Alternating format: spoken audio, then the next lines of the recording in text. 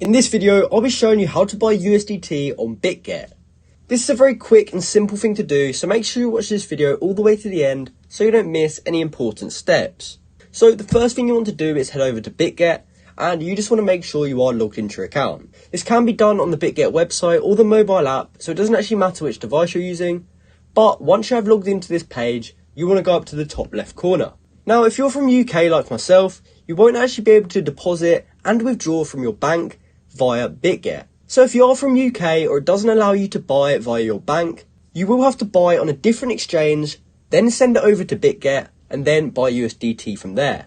However, if you're from outside of the UK, you should be able to see this option at the top that says buy crypto, and it actually gives us a whole bunch of different options to buy crypto. But I'd recommend credit or debit card or a bank deposit, so you can choose whichever one's easiest for you. Now when you do get to this page, it will ask you which currency you want to buy, and we can just choose whichever one we want. And once you're happy with this, you can go ahead and choose next. Now you will actually have to verify your ID in order to do this, because as you can see, after verification, you will be able to do whatever you want on this exchange, but before that, there are some limits. And one of those limits is they won't allow you to deposit fiat.